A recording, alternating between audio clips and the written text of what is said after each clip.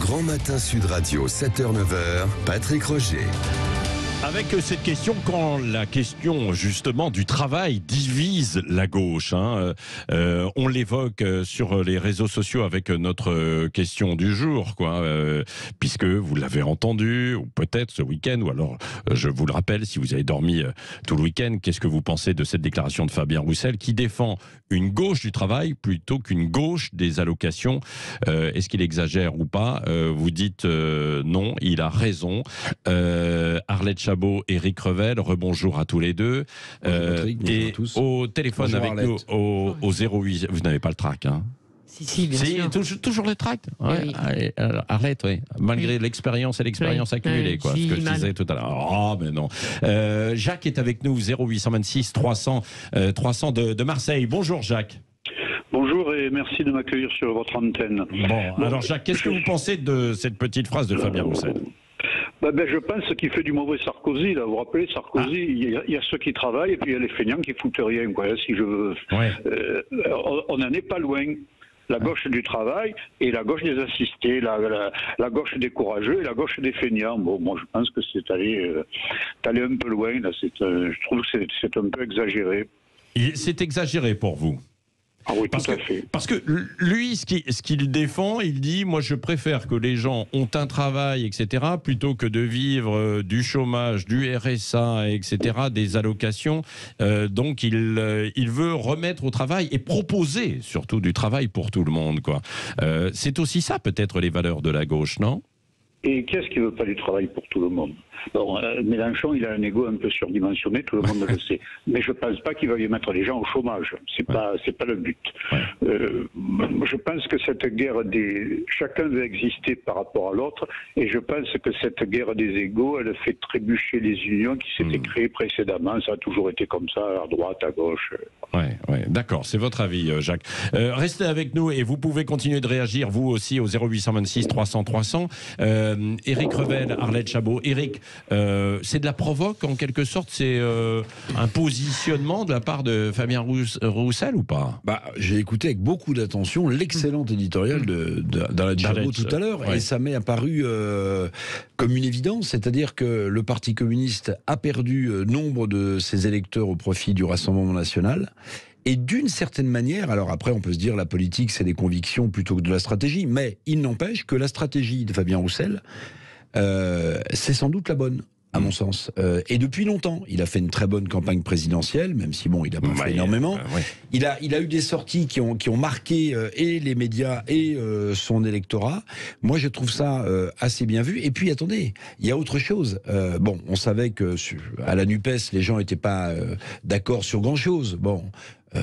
D'une certaine manière, Fabien Roussel incarne ce désaccord total au-delà de l'alliance de circonstances pour les législatives. Oui, sur plusieurs sujets, tels que le nucléaire, par exemple. Bien sûr. Mais ce que remarque aussi peut-être Fabien Roussel, c'est que dans la guerre de succession au leadership absolu de la NUPES, vous avez Olivier Faure, lui, qui fait des efforts, si j'ose dire, surdimensionnés pour apparaître plus à gauche que Jean-Luc Mélenchon.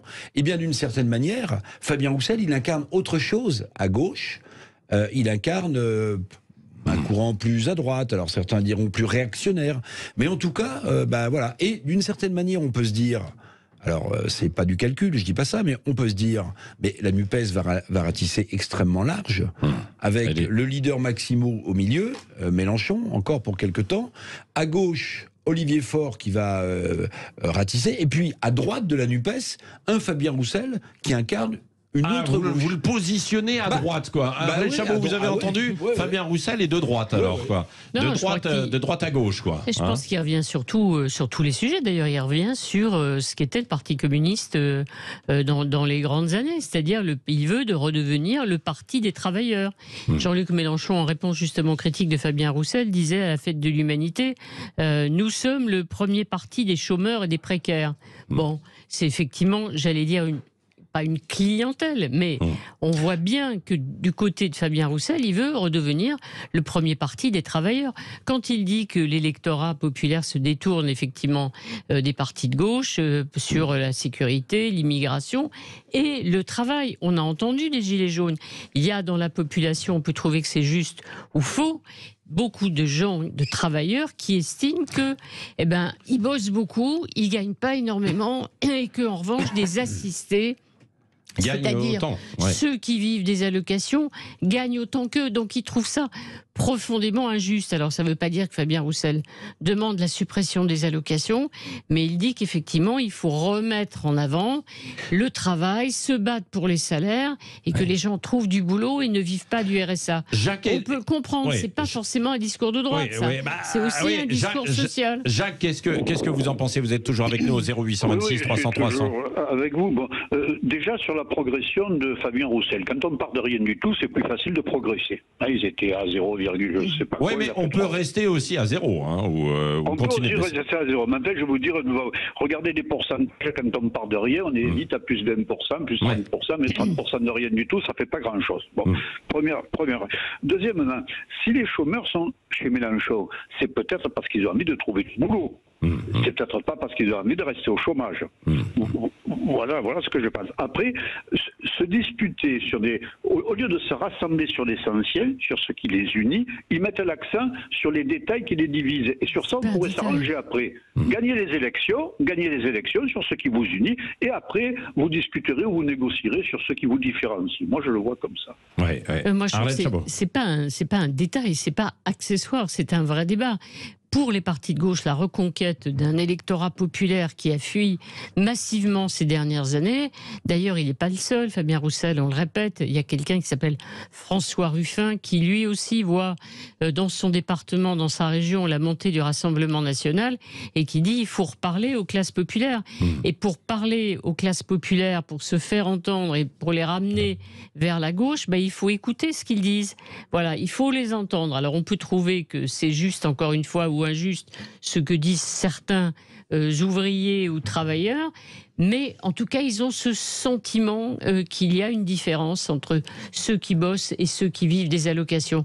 Donc c'est brutal, c'est provocateur ce que fait Roussel, mais du coup on en parle et il relance un débat. Il relance un débat mais il y a un vrai sujet, et encore une fois, François Ruffin dit la même chose. On ne peut pas dire on s'en fout, de même qu'on est parti des banlieues. Regardez les Insoumis qui sont massivement élus en Seine-Saint-Denis. C'est une clientèle électorale particulière. Oui, ce sujet, alors des allocations, mais alors je vais généraliser un peu plus avec les indemnités beaucoup plus larges. Éric Revel, il va occuper le devant de la scène là, dans quelques temps avec la réforme peut-être de l'assurance chômage, quoi. Oui, il faudra connaître sa position effectivement sur l'assurance chômage, qui rappelle d'ailleurs furieusement cette réforme, celle que Martine Aubry avait mise en place en 1992, avec la dégressivité des indemnités, quand même votée par un ministre socialiste du travail, avec cette idée que souvent les réformes arrivent trop tard, vous baissez le niveau des indemnités quand ça va à peu près, mais manque de chance, souvent ça se dégrade. Ce qu'avait vécu Martine Aubry, 93 récession, et là on peut se demander ce qui va se passer, parce que réforme des indemnités, très bien, pourquoi pas, pour inciter les gens à chercher davantage un travail, parce qu'il y a quand même un décalage énorme entre l'offre et la demande. Le problème, c'est qu'en 2023, la France va sans doute être en récession. Donc on va être encore dans une espèce de réforme contracyclique qui va, à mon avis, faire beaucoup de mal. Mais juste quand même, on a oublié plein de choses sur le Parti communiste français.